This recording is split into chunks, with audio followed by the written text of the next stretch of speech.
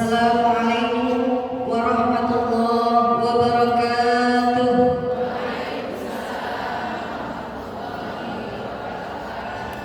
Alhamdulillahilladzi arsala rasulahu bil huda wa dinil haqq liyudhhirahu 'ala dini kullihi wa kafaa billahi shahidan. Asyhadu an la ilaha illallah wa asyhadu anna Muhammadan 'abduhu wa rasuluh la nabiyya ba'dah. Pertama-tama kami ucapkan terima kasih kepada Uma Yuyun selaku pengatur acara, juga selaku tim konsumsi, juga kepada para pengurus semuanya yang telah bermujahadah mempersiapkan kajian rutin kita pada setiap hari Kamis, juga kepada para tim sholawat. Masya Allah, tabarakallah, mudah-mudahan tetap sehat, saling menyemangati supaya tim sholawat yang hadir setiap Kamis tetap banyak. Kayaknya bergantian sakitnya ya. Ya, juga kepada jamaah semuanya, alhamdulillah cuaca cerah. Jadi alhamdulillah hari ini yang hadir lumayan banyak. Sehat semuanya? Alhamdulillah, luar biasa. Allahu Akbar. Masya Allah. Semangat Bu? Semangat pagi. Semangat. Jadi semangat pagi. Kalau pagi-pagi memang harus semangat ya. Sore juga semangatnya semangat pagi. Jangan semangat sore Bu. Ya, jadi selalu semangat pagi. Kalau pagi itu semangat karena masih bertenaga, masih sehat, masih segar ya. Alhamdulillah. Ibu-ibu semuanya, kembali kita akan mengkaji kitab Tazkiyatun Nafs karya Syekh Imam Said Hawa ya. Masya Allah, di dalamnya kita akan belajar menuju kesucian jiwa. Bagaimana hati yang bersih adalah salah satu hal yang sangat penting untuk kita hadirkan dalam kehidupan kita. Allah Subhanahu wa taala berfirman, A'udzu billahi minasyaitonir rajim. Bismillahirrahmanirrahim. Yauma la yanfa'u malun wala banun illa man atallahi biqalbin salim. Yauma, pada hari, la yanfa'u, tidak bermanfaat, malun, harta-harta kita, wala banun, dan juga anak-anak kita. Kedua hal ini adalah hal yang paling kita cintai, harta dan keturunan kita. Nanti di yaumil akhir, keduanya tidak akan bermanfaat illa, kecuali man ataullaha, kecuali yang kembali kepada Allah biqalbin salim, dengan hati yang bersih. Jadi umat semuanya, hati yang bersih itu salah satu hal yang sangat fundamental untuk kita amalkan, untuk kita pelajari, untuk mujahadah kita ikhtiarkan, karena tadi dalilnya ada di dalam ayat tadi. Jadi apakah kita ingin membawa bekal terbaik kehadiran Allah Subhanahu wa taala? Tentu semuanya ingin kembali kehadiran Allah Subhanahu wa taala dengan bekal terbaik. Salah satunya adalah biqalbin salim, dengan hati yang bersih. Susah gak Bu untuk mendapatkan hati bersih? Susah ya. Sampai sekarang hati kita masih banyak penyakitnya. Ria ketika ibadah, tuma ketika beramal ingin dipuji,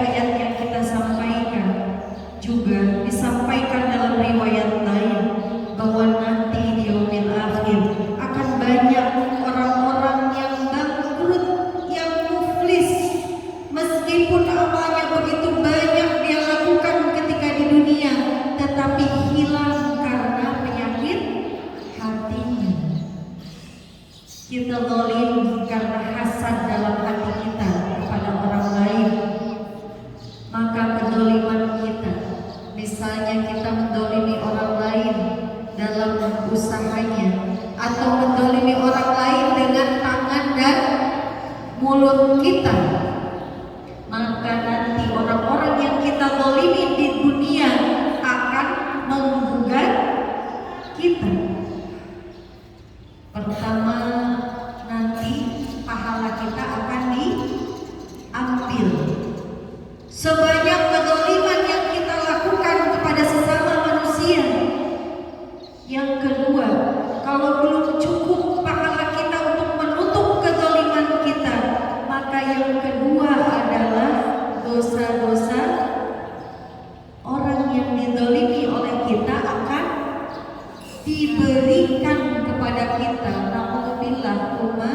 Alhamdulillah. Itulah salah satu pentingnya kita belajar tazkiyatun nafs, supaya nanti di yaumil akhir kita tidak termasuk orang-orang yang muflis, rugi.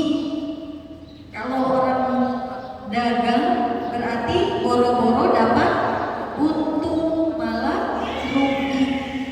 Tentu kita tidak mau, ya?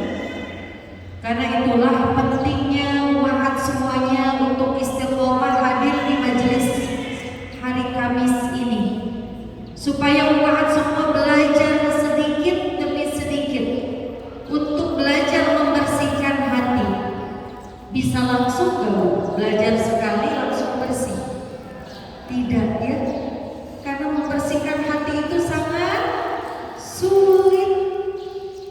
Ibarat kaca, kita bersihkan sekali, terus kotor lagi, berdebu lagi. Pasti harus kita bersihkan lagi. Dengan hadir ke majelis, kita tahu ilmunya, berusaha bersihkan hati, bersihkan lagi. Nanti minggu depan, dalam waktu seminggu kotor lagi hati, kita bersihkan lagi, terus menerus. Dengan semakin kita tahu ilmunya, maka upaya kita untuk membersihkan hati tidak hanya dilakukan di majelis ini, tetapi juga dilakukan di rumah masing-masing, ya. Karena cara membersihkan hati itu banyak caranya. Salah satunya yang sedang kita pelajari adalah dengan cara apa? Berusaha khusyuk dalam sholat, ya. Kita masih membahas khusyuk dalam sholat. Gimana? Udah bisa khusyuk dalam sholat? Belum, sedikit-sedikitnya. Belum kan? Sebentar khusyuk, tiba-tiba blank lagi. Sebentar khusyuk lagi, kembali lagi karena kita ingat, oh iya harus khusyuk. Lalu blank lagi. Masya Allah.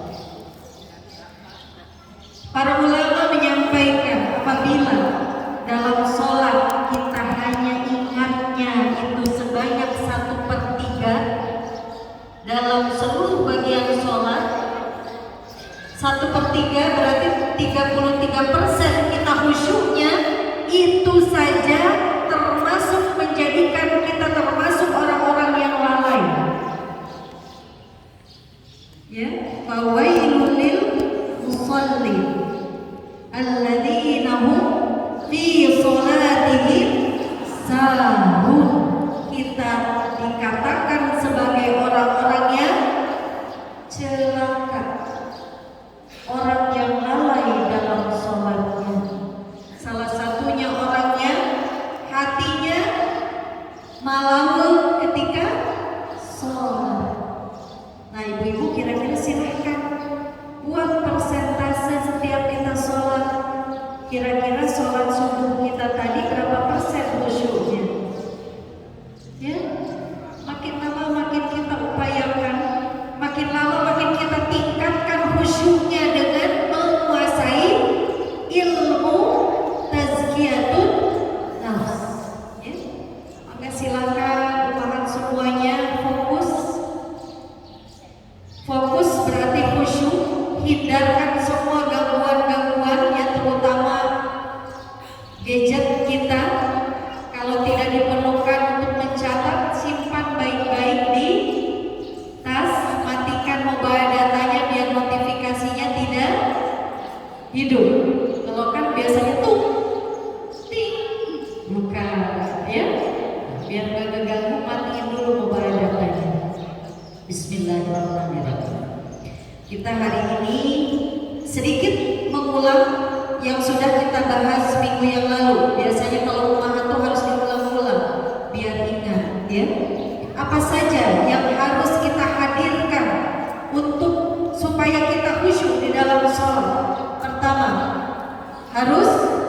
hudurul qulub, hati kita harus hadir ketika sholat. Yang kedua, kita harus tafahum, artinya memahami bacaan dan gerakan sholat. Sudah dimulai mempelajari arti sholat di rumah? Sedikit-sedikit alhamdulillah kalau sudah dimulai. Buku sholat yang umahat bisa beli di pasar itu tolong disimpan di meja rumah atau di kamar. Kalau lihat itu pelajari, Bu. Pelajari arti bacaan sholat. Kalau arti gerakannya insya Allah kita pelajari di sini. Tapi arti bacaan sholat harus umahat pelajari di rumah. Karena itu akan menunjang tadi tafahum. Kita memahami arti dan gerakan sholat sangat penting supaya kita bisa khusyuk di dalam sholat. Yang ketiga, ta'zim, yaitu mengagungkan Allah dalam sholat kita. Dimulai ketika kita takbiratul ihram, sudah kita singkirkan yang lain selain Allah. Kita agungkan Allah sebagai satu-satunya yang maha besar dalam kehidupan kita. Ya, ibarat kita sedang menghadapi orang penting, pasti kita khusyuk. Ini kita menghadap kepada zat yang maha penting, yang maha agung, yang tidak ada yang lebih penting selain Allah. Ta'zim, hadirkan pengagungan. Kita sedang berhadapan dengan Allah Subhanahu wa Ta'ala yang menentukan kebahagiaan hidup kita di dunia dan akhirat. Maka harusnya kita caparnya itu bukan kepada yang lainnya, karena kita tahu, sadar bahwa Allah lah satu-satunya zat yang akan menentukan kebahagiaan hidup kita di dunia dan di akhirat. Maka seharusnya kita selalu berusaha mencari perhatian kepada Allah, bukan kepada yang lain. Yang keempat, haibah, yaitu rasa takut, harap-harap, cemas, khawatir ibadah kita tidak diterima oleh Allah Subhanahu wa Ta'ala. Takut karena kita tahu betapa lemahnya iman kita, betapa kurangnya ilmu kita, betapa banyaknya dosa-dosa kita, sehingga kita ketika sholat harus harap-harap cemas, ya Allah, tolong terima ibadahku, tolong bimbing aku supaya mampu khusyuk di dalam sholat. Jadi jangan terlalu percaya diri ketika kita beribadah, ya. Hadirkan haibah, takut kepada Allah. Ingatlah peringatan-peringatan azab yang Allah banyak sekali sampaikan di dalam Al-Qur'anul Karim. Betapa besarnya kekuasaan Allah dan betapa mudahnya Allah merubah nasib kita. Rasulullah SAW bersabda, di akhir zaman, sekarang ini akhir zaman, iman itu seperti sepenggal malam. Orang pada pagi hari bisa beriman, tapi sore hari bisa kafir. Demikian juga ketika sore hari beriman, pagi hari bisa kafir. Bagaimana bisa? Karena kita salah satunya tidak menghadirkan haibah di dalam hati kita. Tidak ada perasaan takut kepada Allah Subhanahu wa Ta'ala. Padahal dari berbagai kisah yang kita alami, misalnya kemarin kisah apa? Bencana Cianjur, luar biasa. Di sana itu orang-orang Muslim, orang-orang Sunda itu di mana-mana terkenal ketaatan dalam beribadah. Allah uji orang-orang Cianjur dengan gempa yang dengan seketika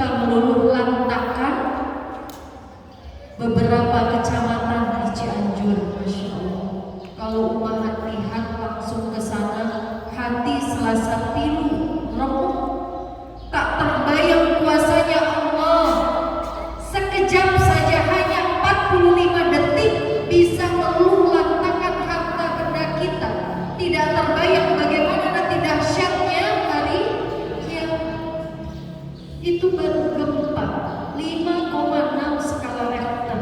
Kecil sebenarnya diukur dengan dahsyatnya nanti hari kiamat. Nanti hari kiamat tidak hanya bumi ini, tetapi seluruh dunia akan hancur. Hanya tinggal Allah saja. Bayangkan Tuhan. Dengan mudahnya Allah bisa bolak-balikan nasib kita, harta kita yang kita banggakan, anak-anak yang kita sayangi, suami yang kita jadikan tempat berlindung, tidak akan mampu melindungi kita ketika terjadi azab Allah Subhanahu wa ta'ala. Maka kita akan bergantung kepada rahmat yang Allah berikan kepada kita. Haibah, rasa takut hadirkan selalu dalam hati kita, karena azab bisa datang kapan saja. Semua siap, harus siap berhadapan langsung dengan Allah Subhanahu wa ta'ala. Kita sedang antri pada dasarnya. Setiap hari malaikat melihat wajah-wajah kita semua satu persatu. Malaikat apa yang mencabut nyawa? Malaikat Jibril. Setiap hari paling tidak 70 kali melihat wajah kita. Setiap hari. Setiap hari menunggu Allah untuk memerintahkan untuk mengambil nyawa kita. Maka kapanpun Allah iakan untuk mencabut nyawa kita, maka kapanpun kita bisa kembali ke hadirat Allah Subhanahu wa ta'ala. Hanya pertanyaannya, siapkah kita untuk kembali kepada Allah? Siap tidak siap? Harus siap. Maka tidak ada cara lain, kita harus menyiapkan diri. Kapanpun Allah panggil kita, kita harus dalam kondisi amal terbaik supaya kita kembali kepada Allah biqalbin salim, dengan rahmat dari Allah Subhanahu wa ta'ala. Yang kelima adalah raja. Raja artinya harapan. Selain rasa takut, kita juga harus menghadirkan rasa harap kepada Allah. Allah mudah-mudahan berkenan menurunkan rahmat-Nya, karena Allah Maha Pengasih, Maha Penyayang. Karena Allah sangat menyayangi kita, bahkan lebih sayang daripada orang tua kita. Maka kita berharap Allah menyayangi kita, merahmati kita, dan berkenan menerima amal ibadah kita. Kalau khauf terus, kita bisa hilang harapan. Maka hadirkanlah raja. Makanya antara khauf dan raja ini harus seimbang, supaya hati kita itu harap-harap, cemas. Ada cemasnya, tetap ada harapnya. Harus seperti itu kita kehidupan sehari-hari. Kita selalu berharap supaya tidak putus asa. Kita juga harus cemas supaya kita tidak terlalu percaya diri dengan amal-amal kita.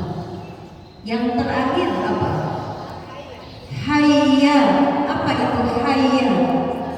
Perasaan malu, ketidakmampuan kita untuk menghadirkan sholat khusyuk. Ya Allah, Engkau yang maha sempurna, tidak layak menerima amal kecuali amal terbaik dariku. Tapi aku malu karena tidak mampu, belum mampu beribadah yang terbaik kepadamu. Banyak malu sama Allah ya. Sholat tahu lagi berhadapan dengan Allah, tapi kok bisa-bisanya kita banyak lupa ya, lumlep. Maka mulai dari sekarang umat, tolong dihitung setiap kita sholat. Ketika kita sadar selesai sholat, ingat kira-kira berapa persen sholat kita hari ini yang sadarnya.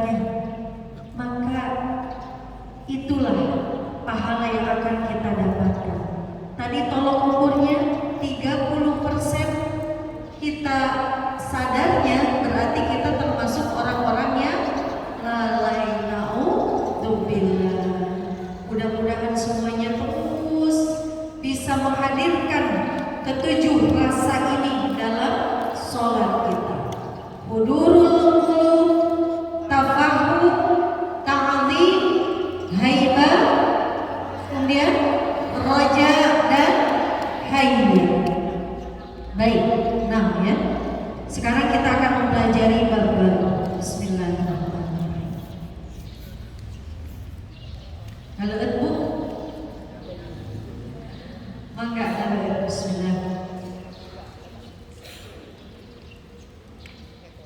Nah, sekarang kita akan membahas apa sih obat bagi kita supaya kita bisa menghadirkan hati di dalam sholat kita. Sebagaimana sudah kita bahas bahwa sesungguhnya sulitnya bagi kita untuk menghadirkan hati dalam sholat. Sulit, sangat sulit. Kenapa hati kita bisa tidak hadir? Karena banyak sekali yang memecah pikiran kita. Ada dua faktor yang eksternal dan internal. Eksternal itu dari luar, faktor-faktor pengganggu dari luar yang sering mengganggu kita ketika kita sholat. Maka satu-satunya cara supaya kita bisa khusyuk adalah yang pertama kita singkirkan pengganggu-pengganggu dari luar. Kita pastikan ketika kita sholat apapun yang ada di luar kita tidak mengganggu. Misalnya ibu-ibu selesaikan pekerjaan. Jangan sambil masak rendang kita sholat. Matikan dulu apanya? Kompornya. Jangan rendang ngagogolan kita sholat. Kecium kan bau rendang?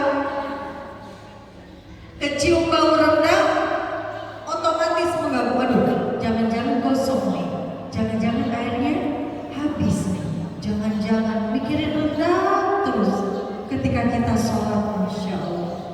Jadi jangan. Atau lupa kita lagi nyetrika mau sholat tidak dicabut. Waduh, lupa tadi. Kan kalau sholat apapun diingat. Tadi lupa matiin, sekarang ingat lupa cabut. Akhirnya kita ingatnya takut apa? Takut setrikaan kita gosong. Pastikan semuanya sudah aman dulu.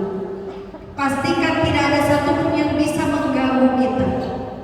Nah, umat semuanya, ada beberapa cara yang bisa lakukan supaya kita bisa lebih khusyuk dan menghindarkan gangguan-gangguan dari luar ketika kita sholat. Misalnya, ibu-ibu yang sering mengganggu kita ketika sholat apa? Misalnya, motif-motif dari sajadah. Ketika kita sholat, kita kan sering lihat tuh motifnya kayak apa ini? Kok begitu ya? Ih, motifnya bagus ya. Nah, kalau sajadah kita mengganggu sholat kita, ganti. Rasulullah SAW pernah diberikan kain oleh Abu Jahal. Kain itu mengganggu perhatian Rasulullah. Ketika Rasulullah tunduk, terlihatlah motif-motif di kain tersebut. Maka kain ini langsung Rasulullah kembalikan lagi kepada Abu Jahal dan diminta digantikan dengan kain lain yang tidak bermotif. Jadi Bunda, kalau Bunda beli mukena, motifnya jangan aneh-aneh, polos saja ya. Bordirnya bagus. Pas kita sholat kita perhatikan bordir. Ih, bagus ya bordirnya, bisa amat ya ini yang bikin.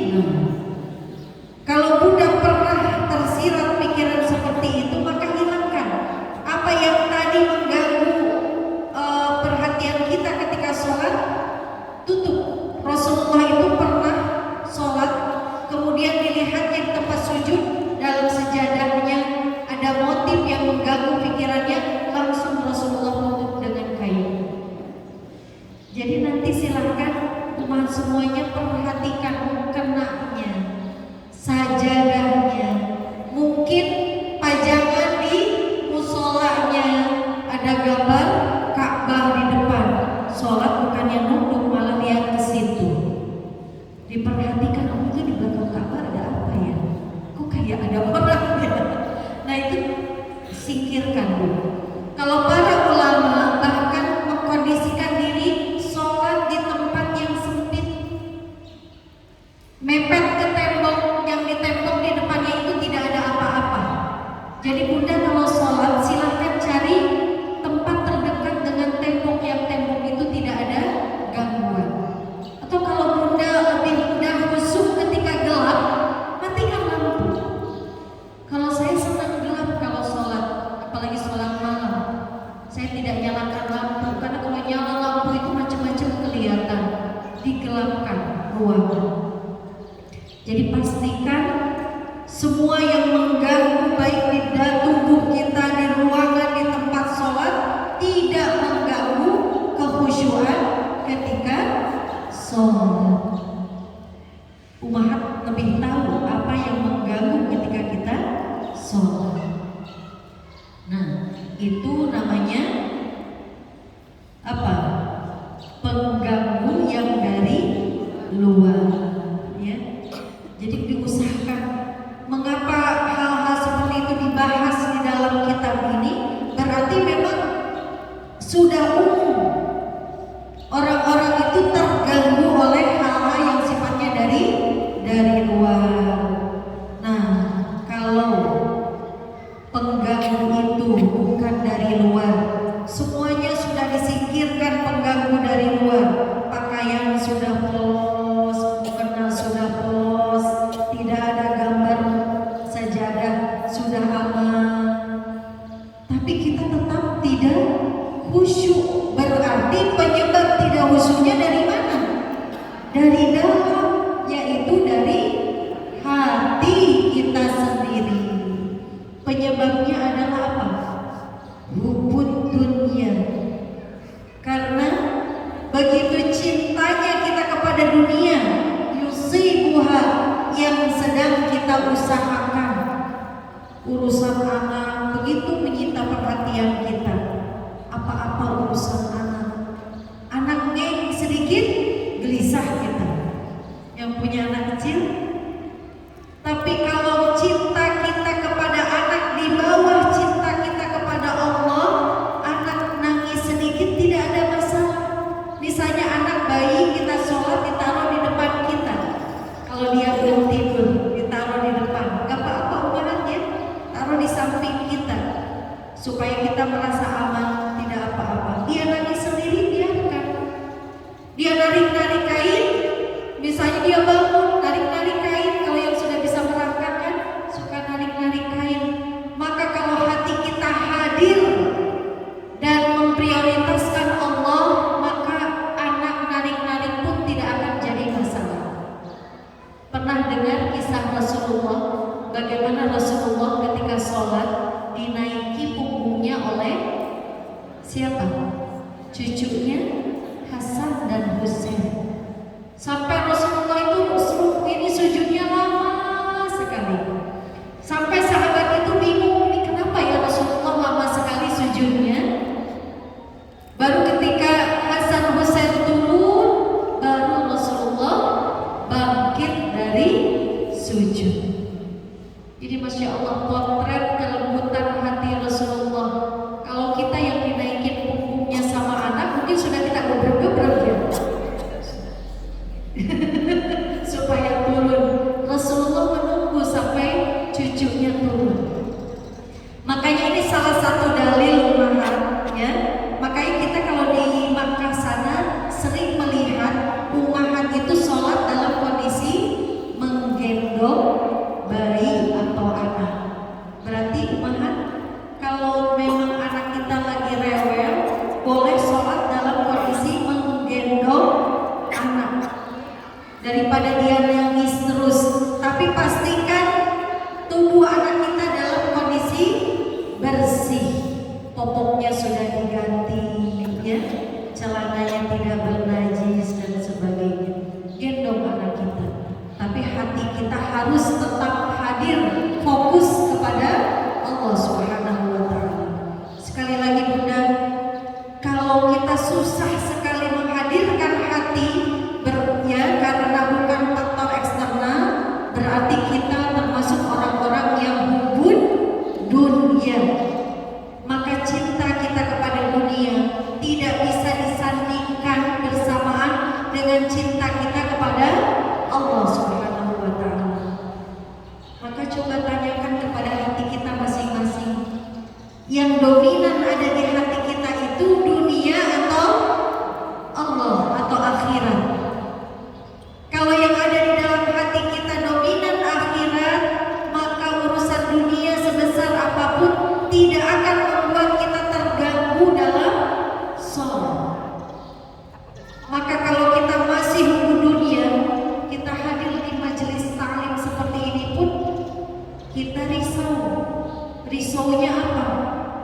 Tetap ngurus dunia, handphone dipegang terus misalnya ya. Berarti kita hubung dunia, masih merisaukan hal-hal lain di luar ta'lim. Padahal kita tahu ta'lim ini adalah ikhtiar kita supaya kita bisa mendekatkan diri kepada Allah Subhanahu wa taala. Maka supaya umat bisa mendapatkan ilmu bermanfaat, simpan handphonenya, jangan ngobrol. Itu adalah adab-adab supaya kita mendapatkan ilmu yang bermanfaat insyaallah.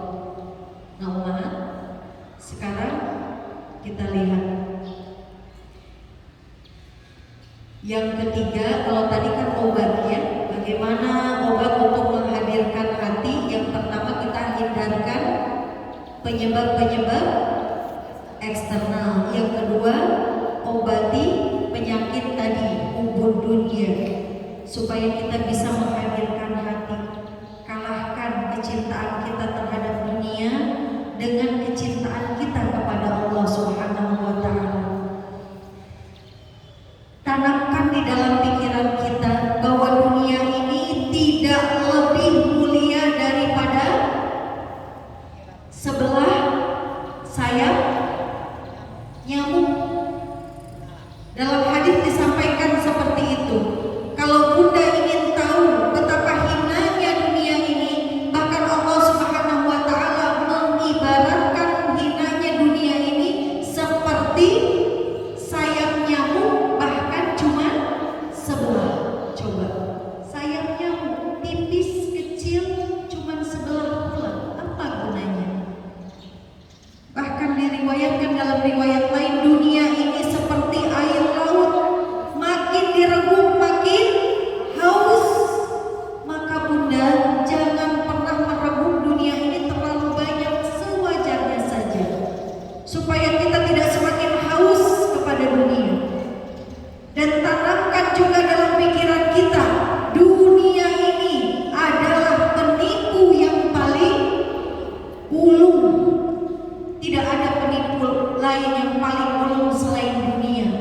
Karena itu begitu banyak orang-orang yang tertipu oleh dunia, tidak sadar setiap hari disibukkan dengan urusan dunia, tiba-tiba sudah tiba ajal. Maka disitulah kita bertemu dengan penyesalan kita yang luar biasa. Hadirkan kecintaan kita kepada akhirat, kepada Allah.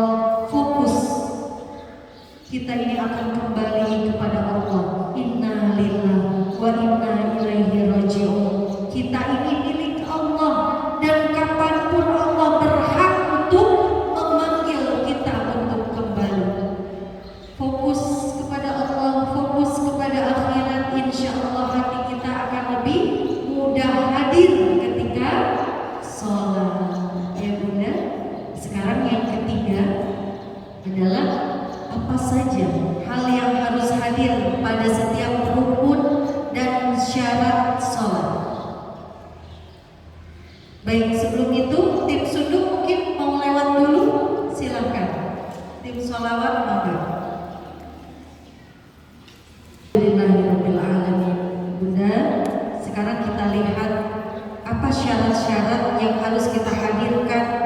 supaya kita bisa menghadirkan khusyuk di dalam sholat. Kita tahu kalau ketika sholat itu ada beberapa persiapan, ya. Panggilan sholat disebut adzan. Maka bunda semuanya, kita harus mulai mempersiapkan diri untuk khusyuk di dalam sholat bahkan sebelum adzan. Rasulullah Shallallahu Alaihi Wasallam menjanjikan kita akan mendapatkan pahala yang lebih baik bahkan dari haji dan umroh ketika kita sudah siap di tempat sholat bahkan sebelum azan. Jadi bunda-bunda semua diberikan kesempatan oleh Allah untuk mendapatkan pahala yang besar, yaitu salah satunya ketika kita setiap waktu sholat siap di tempat sholat sebelum azan. Maka Allah itu paling cinta kepada kita yang mengutamakan Allah. Karena itu kita akan diberikan pahala yang besar luar biasa. Kita sudah siap sebelum azan, dan ketika azan umat dengarkan betul-betul panggilan azan.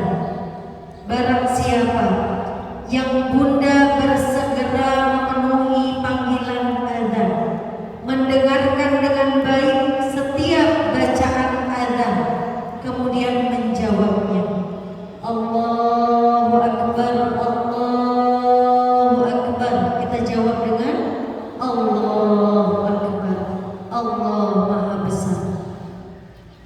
Hadirkan di dalam hati kita, Allah lah Maha Besar, Allah yang paling besar, tidak ada yang lain yang lebih besar daripada Allah. Maka berarti ketika azan itu kita sudah berniat untuk menyegerakan sholat. Kemudian apa bacaan azan? Asyhadu an la ilaha illallah. Syahadat ini adalah sumpah kita kepada Allah. Asyhadu, aku bersumpah, aku berjanji, Allah ilaha illallah, tidak ada ilah. Ma ma'anal ilah? Ilah itu sembahan, ilah itu tandingan, ilah itu sesuatu yang sangat kita pentingkan selain Allah Subhanahu wa ta'ala. Kalau ada yang lain selain Allah yang kita puja, yang kita jadikan tempat bergantung, yang kita jadikan tempat minta pertolongan kecuali Allah, berarti syahadat kita bohong. Padahal syahadat kita adalah syarat kita diterima iman Islamnya.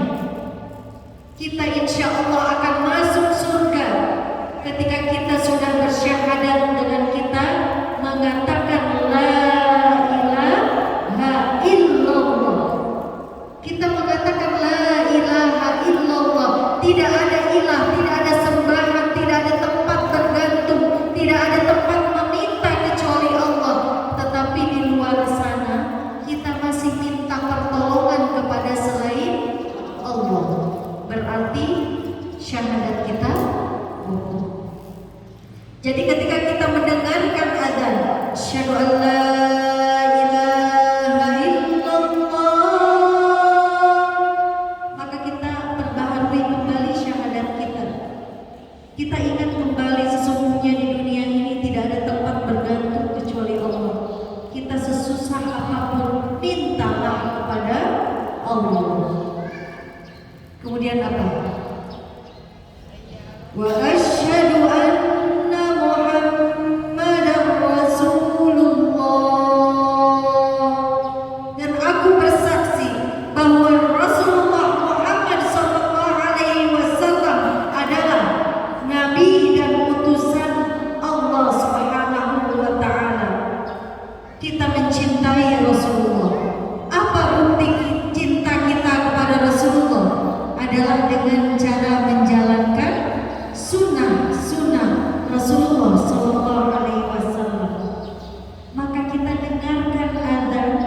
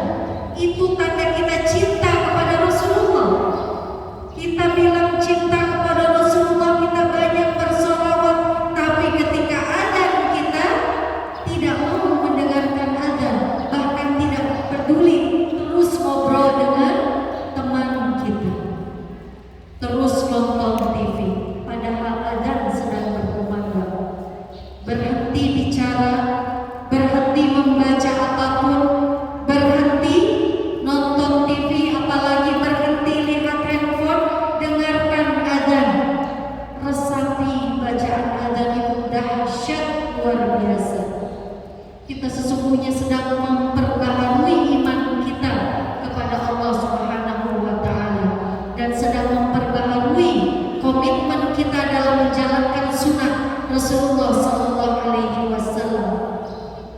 Dengarkan Bunda, dengan kita mendengarkan azan akan turun rahmat dari Allah Subhanahu wa Ta'ala, maka otomatis iman kita akan terperbaharui. Rasakan deh Bunda, kalau Bunda mendengarkan azan, ada yang masuk ke dalam hati kita begitu indah, memperkuat iman kita. Terasa tidak? Pasti terasa. Setiap selesai azan yang kita dengarkan dan kita jawab dengan sebaik-baiknya, lalu diakhiri dengan kita membacakan doa azan. Allahumma Rabb hadhihi da'watit tamah, ya Allah, Tuhan panggilan yang mulia dan sempurna ini. Ati Sayyidina Muhammadanil wasilata wal fadilah, berikanlah Rasulullah sallallahu alaihi wasallam apa? Wasilata wal fadilah, keutamaan dan wasilah, wasyarafa dan kemuliaan, wad darajatal aliyatar rafi'ah dan derajat yang tinggi dan mulia. Wa ba'athu maqaman mahmudan alladhi wa'adtah, dan bangkitkanlah aku maqaman mahmudan alladhi wa'adtah, dalam posisi maqaman mahmudan, dalam posisi nanti bangkit dalam kondisi yang mulia yang telah Engkau janjikan. Coba doa azan itu luar biasa.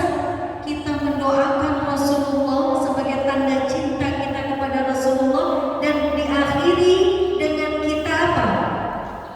Dengan kita mendoakan supaya kita nanti dibangkitkan dalam posisi yang mulia bersama Rasulullah Sallallahu Alaihi Wasallam.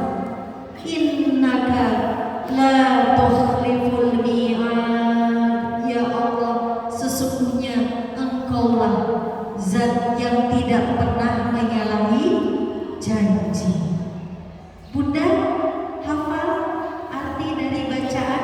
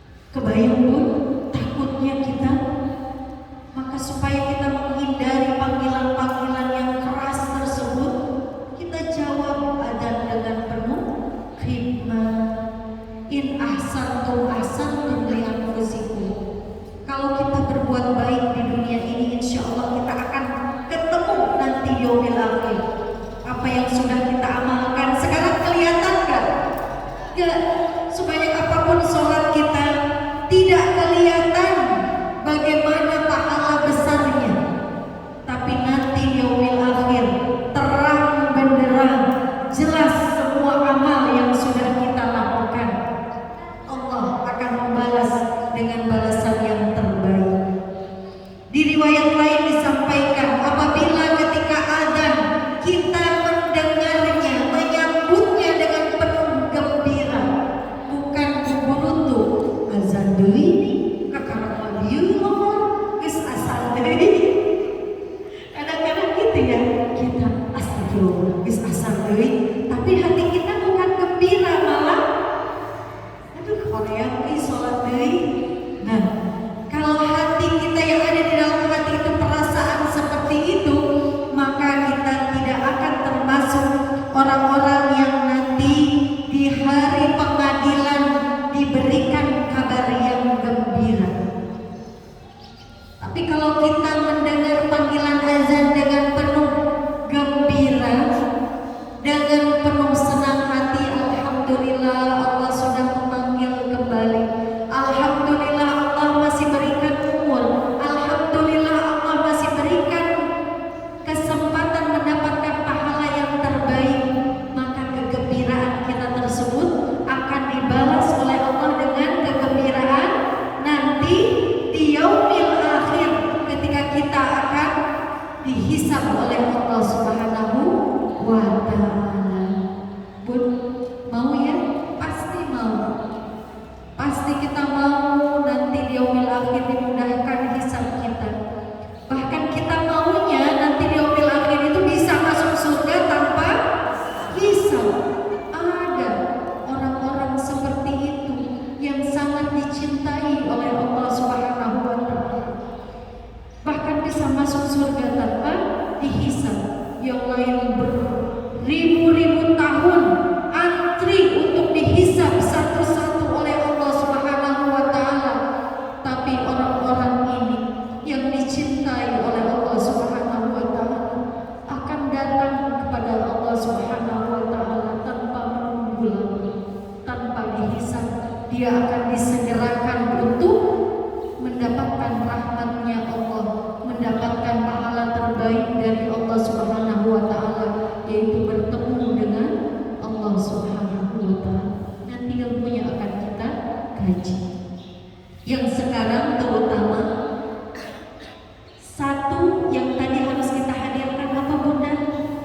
Bersiaplah ketika kita sebelum adzan untuk sholat. Lihat jam berapa nanti waktu asar. Di depan ada ya, waktu zuhur 11.43, asar 15.06 ya, 8. Maka nanti zuhur sebelum jam 11.43 kita sudah siap menyambut adzan, sudah wudu, sudah ada di tempat sholat, maka Bunda langsung diberikan pahala haji dan umroh. Semuanya kan pengen haji dan umroh ya, pengen banget. Bahkan kalau bisa tiap tahun berangkat ke sana. Kalau yang sudah haji dan umroh, minimal sudah umroh, kangennya ini gak habis-habis, selalu pengen kembali ke sana.